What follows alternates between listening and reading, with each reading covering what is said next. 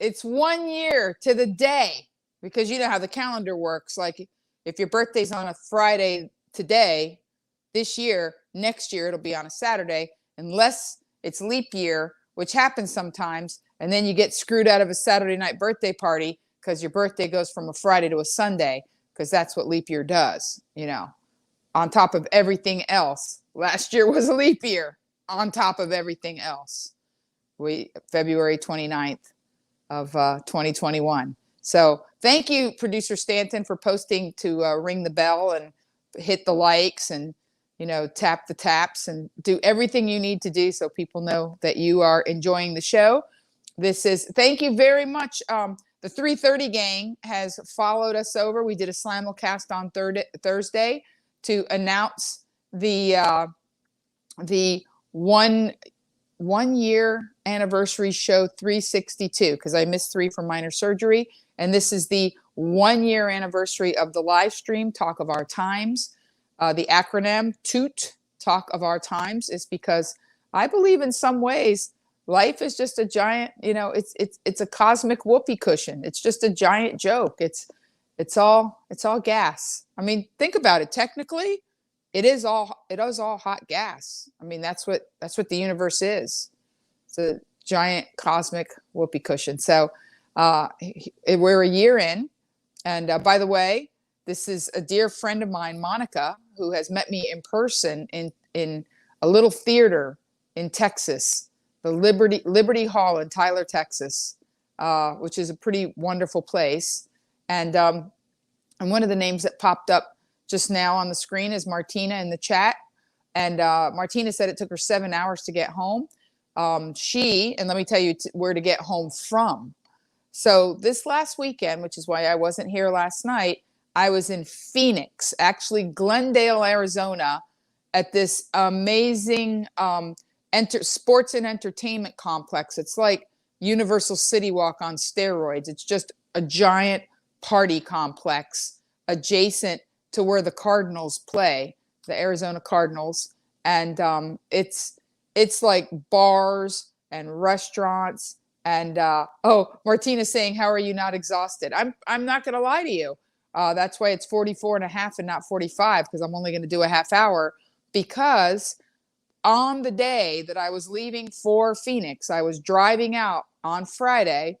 The owner of the club was driving home from Vegas and got the word that the governor of Arizona had opened things up. It's like, woohoo! And we're going to talk about that in a minute. But he was able to add more people to the reservations and add an extra show.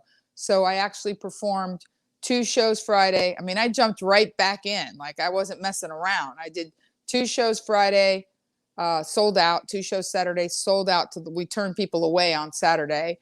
And then today I drove home from Phoenix, from Glendale. I woke up early because my wonderful niece is coming to spend spring break with me. She's flying into Burbank. She's landing at 3:30. I'm like, I got loads of time, bags of time.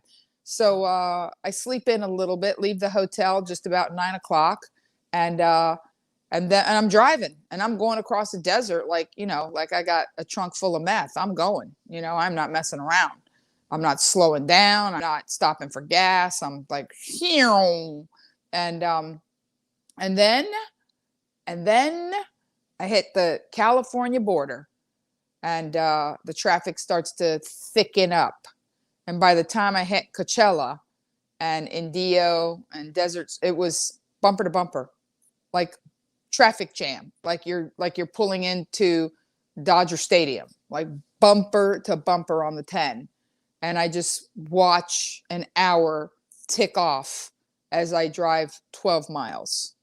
And I love when I'm looking at my phone and it's showing me Waze and it's red, and then it suddenly turns black. So I drove straight from Glendale, Arizona to Bob Hope Burbank Airport across the desert and made it. I was only 20 minutes late. So yes, I have lived, in the words of Frank Sinatra, since Friday, a life that's full. I've traveled each and every highway. And oh, much more than this. I did it my way. It was a fantastic weekend. But I'm going to be perfectly honest. I was unnerved. I was on stage in an intimate club with a room full of people with no social distancing. I mean, the tables were not 6 feet apart. They were set like normal, and masks were optional. The staff wore masks in the comedy club, and the owner and the people that sat people, but it was optional. And I'm going to tell you that Arizona wasn't observing, 2019 rules. They were observing 1989 rules. Like, I promise you, I was watching what was going on. It was on. Like, it was hookup city. Like, there's all kind of, I mean, forget getting COVID. I'd be worried about getting the HIV or the herpes. Like, people were just hooking up, drinking, hooting and a hollering. I mean, the desert is such a wide expanse, and this place is called Westgate Entertainment Complex, has an IMAX theater, and the music, like, I had to park 3 parking lots over. I had to pay to park. It's free for this massive expanse, and the expanse was full, and I had to park over by the stadium and walk. I wore tennis shoes last night. I had boots, like high heel boots to trade into. And I went on stage last night with fancy jewelry, a nice dress, and high heel sneakers. Thank you. Tina says I was awesome. Thank you, Tina. I thought I was pretty funny. I'm not going to lie to you. And it was my first time on stage, indoors, full face, full people. And it was wonderful. I had an amazing time. It was unnerving, but it was wonderful. And so much has changed in a year. First of all, let me start by saying that the second show, Friday night, I had a throuple in the front row. I had a dude and 2 chicks. And when I asked, like, hey, so who's with who? Yeah, they were 20-somethings, Gen Zers, and they're like, we're a throuple. And all I could think of, and I know this sounds horribly stereotypical and judgmental, it's like, I haven't met the guy that could keep me happy, let alone me and another chick. Like, did you really want to set yourself up to have 2 pairs of eyes looking at you like, But that was. I like how producer Stanton puts up Christopher Walken like this is a serious thing to be thought about. Like, once he puts up Christopher Walken, like, So, for those of you who are just listening and not watching, he has certain little graphics that he posts depending on what I'm talking about. So evidently he thinks that Christopher Walken would either disapprove or want to discuss throuples. And so I went into this whole diatribe about how, young people think they invented stuff. And I'm like, no, like in the 90s and 80s and late 70s, there were swingers. And before swingers, there were key parties. Like, human beings getting down and getting funky is not new. The internet just makes it easier. Like, back in the day, I guess you had to page people with little symbols. Remember how HE double hockey sticks was hell? You would put like 4377 and you could spell hell on a pager. I'm embarrassed that I even know that. And as a matter of fact, Monica just flashed on the screen. It's her birthday. She's wonderful. I'm not going to say she's a loyal 330 because that misses the mark. She has been a supporter of my career and my work for so long, like so long. And she is in our military. I'm a little embarrassed. I don't know what branch. That's a little bit embarrassing. I should know what branch of the military she's in. And I remember, talk about a really weird experience. I played Grand Forks, North Dakota. That wasn't the weird experience. I mean, it was a little bit weird. But there's an Air Force base in Grand Forks, like a really cool base. They keep like very special planes up there because there's a lot of room in Grand Forks. It's like people think of North Dakota as, Arizona did give me new material. People think of North Dakota as, I don't know what they think of, but it's the plains. It's high plains. It's like high plains desert. Like, there's thin brown grass as far as the eye can see. So they keep all kinds of interesting aircraft up there. And I performed up there.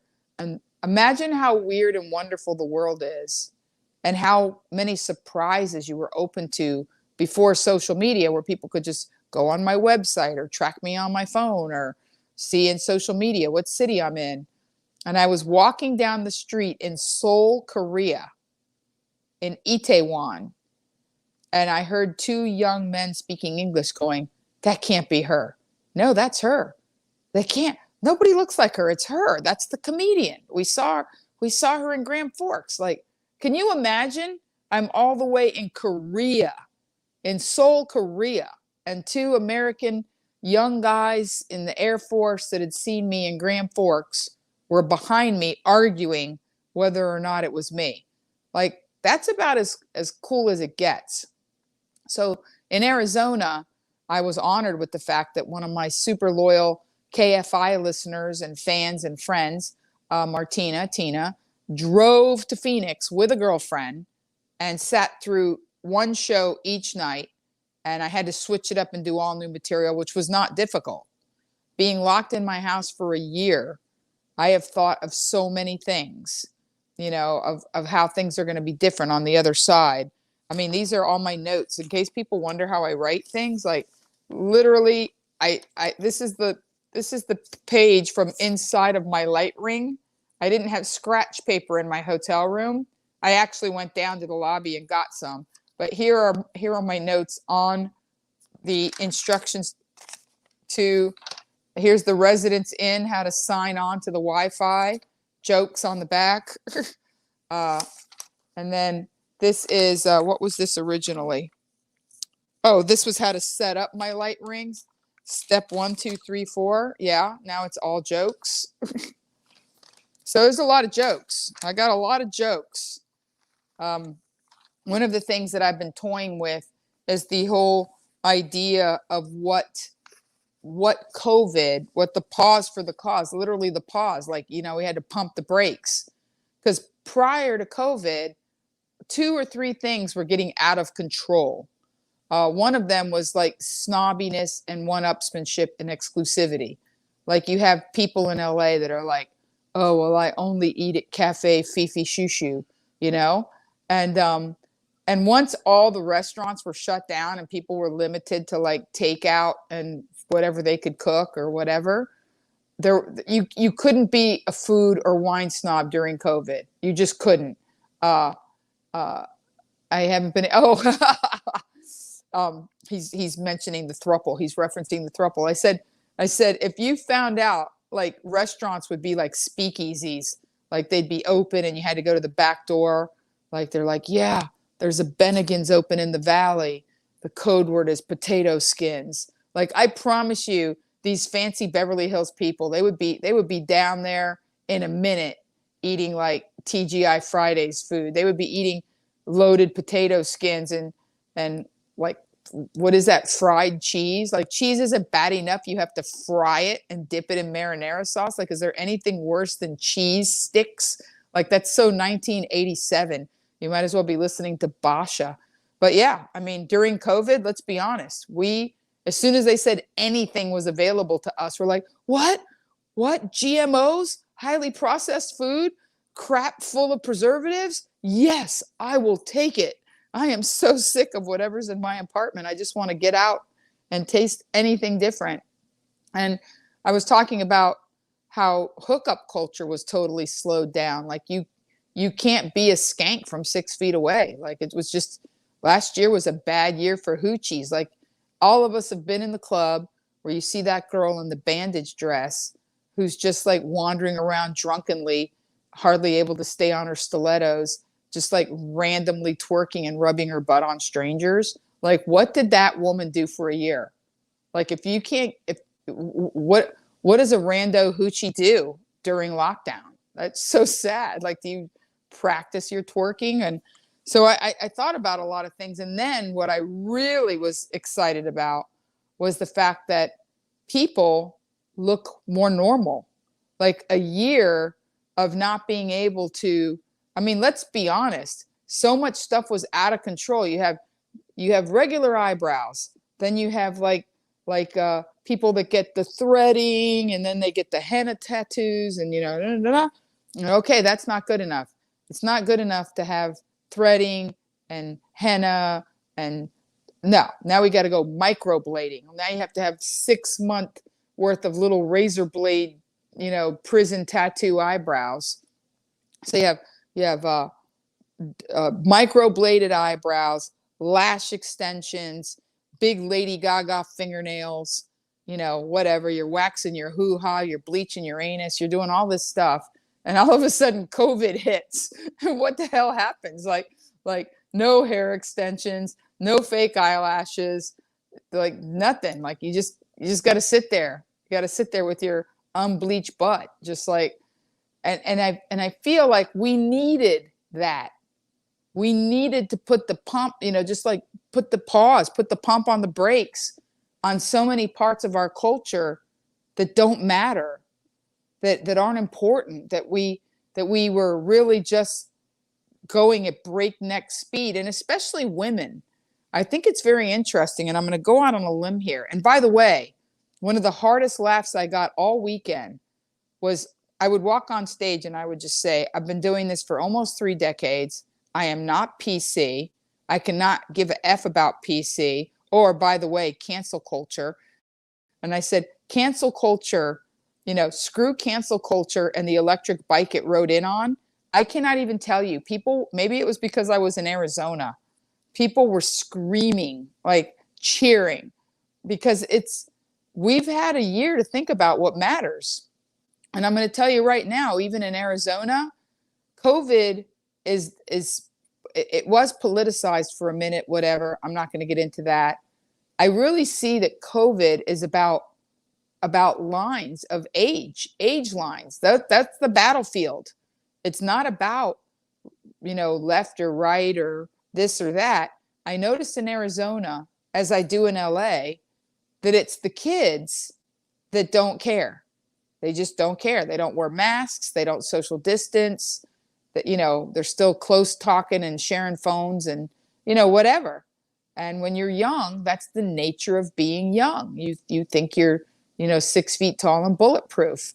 And I have plenty of friends that are, politically conservative. They voted for Donald Trump and they wear masks. I have a friend in Florida, and Florida's pretty wide open. He's 70 years old, super supportive of Trump, and wore a mask, couldn't wait to get a vaccine, believed in COVID, was concerned about getting it.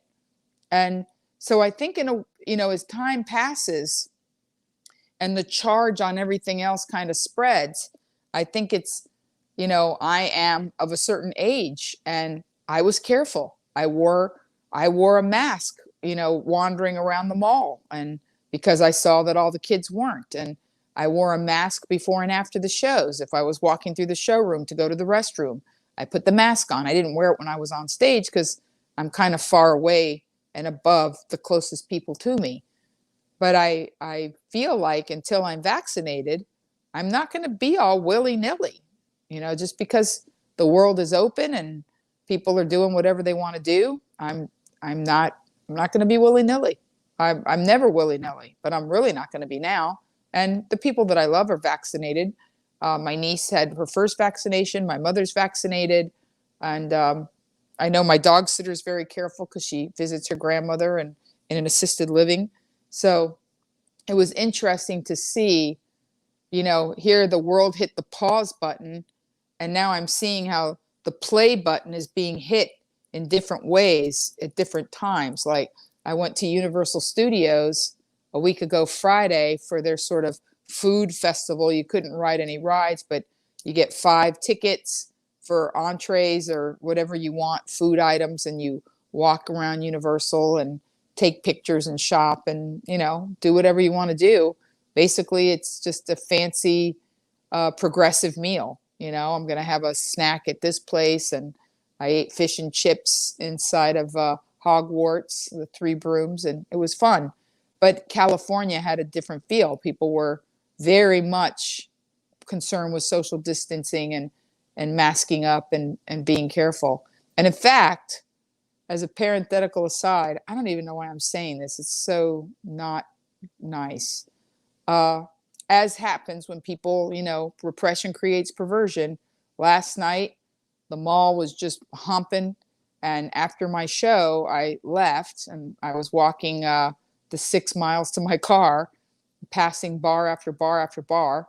And one of the bars is like a sports bar. You always know what kind of a bar it is when they play. These are the three songs that tell you almost every Saturday night a fight breaks out. Okay. Number one, She's a Brick House. Okay. Then Nelly, It's Getting Hot in Here. Okay. And then this is the one that really starts it. Montel Jordan, This Is How We Do It. Now, I want to be very clear. I love all three of those songs. Love. Can't, every time I hear them, I get excited.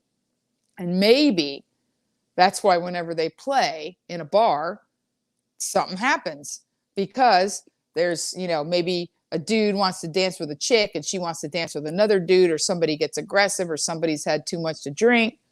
But last night I saw a bar fight that was starting to happen and move, and you could see these guys that were like walls with eyeballs were like trying to contain it, and then people were rushing over with their cell phones. And then this one very large individual, like he wasn't like my 600-pound wife, because those people can't get out, but he was a very big boy. I'm not even talking like Walmart greeter, just big, very, very big boy. And he was in some gray basketball shorts. And during the fight, somebody just thought it would be funny to pants him. I don't know why somebody would take time away from filming a perfectly good fight to pull down a giant boy's shorts. But I came around the corner just as his butt like came out the top of his shorts. Oh my God. Just thinking about, like it was like this thing, like if it would have been in a movie, like you couldn't have planned the timing of, it was like slow motion. You know what I mean? You know how there's certain things that all of a sudden, like somebody runs and scoops up a little person.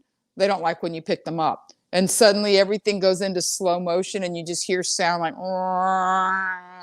like that's what happened when this enormous behind rose up out of those gray shorts, and there were people across the way at the Yard House, which is where I was going to get some clam chowder to go. And you could see they saw what I saw, and they saw me see it. And then it was like a chain reaction of people just dying. Like, did you? Yeah. Whoa. Like it was a thing. Like if we would have been on a reality show, they would have had a psychologist on staff to discuss. Like, I know you guys saw something very traumatic when that young man was pantsed during the fight brouhaha. We're here to talk to you. We're going to debrief you after he was depanted. You need to be debriefed.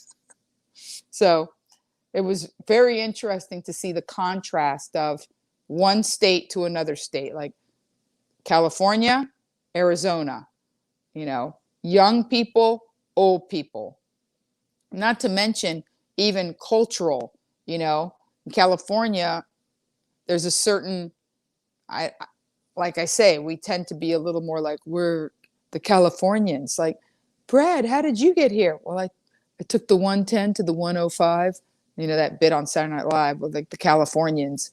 And Arizona's a little more, at least, this particular party mall was, it was a little gang adjacent. I guess that's the best way to put it. It was a little bit gang adjacent. A lot of visible tattoos, and not just visible tattoos. Like, how you can tell people pick their clothing specifically to showcase. Like, yeah, I'm gonna wear that special tank top that shows off the bulldog. It's a lot of that going on. So it was wonderful. It was I love you. Oh, well, thank you. And actually, I worked with Whitney Cummings at the Improv before COVID, and I went on before her and had a very, very, very good set. She was very complimentary and very nice. We talked in the hall. for a minute. So thank you for saying you like us both, because she's a great gal. So as I continue to delve into the new material, and this is it. Like we did our year, we did our pause, and we're going to come out the other side now. And I'm going to continue to do the 3:30, and I'm going to find new ways to simulcast it. Sorry, didn't mean to kick it. I was trying to. This was for those of you who haven't seen it yet. I received that flower arrangement. See, I could do with my finger like that. That flower arrangement, which doesn't look that big because it's way behind me, which is funny when you see the earth. Which is funny when you see things in perspective. I sent producer Stanton a picture. Now, the biggest news story that isn't, inflammatory. I don't want to talk about shootings. I don't want to talk about vaccine. I don't want to talk about that stuff. It's not who I am. It's not that I shy away from it. Everybody has their strengths, their brand, what they do. I talk about serious things sometimes. But one of the biggest news stories, and it's big because I think up to now it has stopped since Tuesday, over $10 billion in commerce. And now it's a thing. Like, they're not, even with a full moon and high tide, they cannot get this super tanker the size of a skyscraper unstuck from the bank of the Suez Canal. And I sent producer Stanton a picture of the actual, plan. Like, you have to submit like where you go, just like a flight plan. When you're a big boat like that, you can't just wander around the ocean, and when he posts the picture, there's going to be something very obvious in the picture if you take the time to stare and look for it. And it doesn't, and the reason why I'm and the reason why I'm saying this, vesselfinder.com, the reason why I'm saying this is because some stuff is just obvious, it's just obvious. Like, the actual battle lines of COVID being an age situation. It's a wisdom over the recklessness of youth, and the wisdom of age. And this guy, maybe I shouldn't say got blown off course, a phenomenon, referred to as Tokyo drift because of strong, strong winds. And when you're that high and your profile is that high, I have performed on the world's largest cruise ship. And the whole time you're on the ship, you barely feel it move. It's like being on a floating city because it's so enormous. It holds over 6,000 passengers. I don't even know how much crew. It's a floating city. It's, 8,000 or 9,000 people. And it goes up 18 stories from the waterline. And even still, the ocean and Mother Nature, there's one thing we learned about, and during our year with whether, the pause for the cause, whatever your feelings are, where the virus came from and where it's going is almost irrelevant. If there's one thing that I know, especially being in the middle of the ocean, is that Mother Nature is nothing to be trifled with. Strong winds or rough seas, when you're in a boat the size of a city, you all of a sudden feel very vulnerable and tiny and worried. Very like, you start thinking about the size of the ocean and the power of the waves and the wind. And it humbles you and it reminds you. And it's kind of a beautiful thing. So I hope that, thank you, Susie. I hope that you guys, as the world continues, thank you, Hugo. It's my pleasure.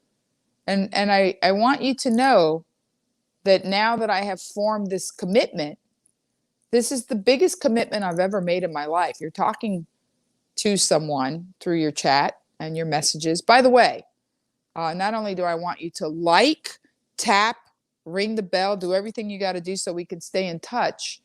Those of you who take the time to write me messages and tell me, and some of you are very specific and send me very long messages and say, we like when you tell stories. We like to hear your take on this. People come right out and ask me, what do you think of Meghan and Harry? What is your opinion of this?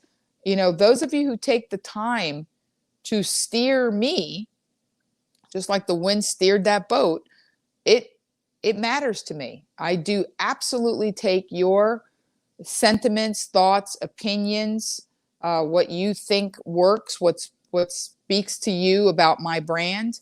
It all goes straight to my heart and to my mind and my thought process. So I want you to know that even today, as I was, you know, filling out availabilities as boats potentially are going back out on the water, perhaps just in the Caribbean or Mexico this summer. And I'm blessed. I'm already going to be back in Phoenix. For those of you, I'm doing a special Cinco de Mayo show. For those of you who didn't get to stir crazy this weekend and maybe live in the area, this weekend went so well, and Cinco de Mayo is a Wednesday. So we agreed to have me go back to Phoenix and do a special Cinco de Mayo show. I'm heading to Florida in a few days. I have a show in Miami in the Wynwood neighborhood. I'll put up the flyer. I've already got it. Friday the 16th. I have a show in Isla Morada, Sunday the 11th, that are open. These are the ones that are open to the public. Saturday the 17th, I'm in Port St. Lucie. It's a small venue, but there will be seats. And I'm going to get out now this year and meet as many of you as I've been blessed to befriend. I feel like COVID forced me to flip the script and appreciate digital and appreciate social media. Prior to this, I was analog. I was narrow. I was worried. I had a comfort zone of who's in front of me, you know, who's either listening to the KFI show in that moment or, oh, I'm going to put it on my website. Thank you, Sandy. It's so nice to see you. And I will be doing stuff in Southern California very shortly. I actually have a friend who's, I'm not supposed to say this, going to open a club in San Diego, and I'll probably do a regular, like once a month gig there.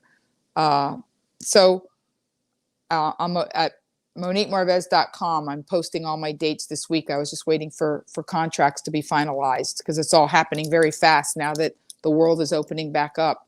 I'm so grateful to have a lot people. I feel like Sally Fields. You really like me. That's an old reference. Sally Fields won an Oscar about 3 decades ago. I would love to go to Chattanooga, Susie. Tell me. I know there's a club there owned by a fellow named Michael Alfano, but I haven't been there since the 90s. The comedy, I remember the comedy club there, but it's been forever. And as a matter of fact, Monica, who just flashed on the screen, I left a message today in the 3:30. I think I want to go to Louisiana. I'm just waiting for the numbers to level out in New Orleans because I can't go to Louisiana and not go to New Orleans, even if I don't perform there. So now that I left my comfort zone, that I stopped thinking about the 300 or 500 people or 1,700 on a cruise ship or just the audience that saw me on Showtime. Now that I've embraced having a digital, global, you know, I get so, thank you, Richard. He got the Sally Fields reference. I've embraced something. Yeah, producer Stanton's got some people in Louisiana. I love Louisiana. I've been to Opelousas. I've been to Bunkie. I have been to Bunkie, Louisiana. That's how much I like Louisiana. Lafayette. I love Lafayette. Good food. So I'm going to get out there and see you. I'm going to stay here and see you. Because now I realize the most important part of my life is you. It really is. You've made this year wonderful. You made it pass quickly and you made it pass lightly. And for that, I am grateful. So next Saturday night, I'll be at my mother's. I will do the show from there, regular Saturday night show from the little front room at my mother's house the night before Easter Sunday, which is Easter Eve, of course. You know, I love the Eves. And until tomorrow at 3:30 for some of you, or next Saturday at 8 o'clock for the majority of you. You know the drill. Love hard, forgive harder, and get as happy as you can, as fast as you can. Thank you. Good night. And I'm going to add, if you want it, you can receive it. And if you don't have to. God bless you. Good night.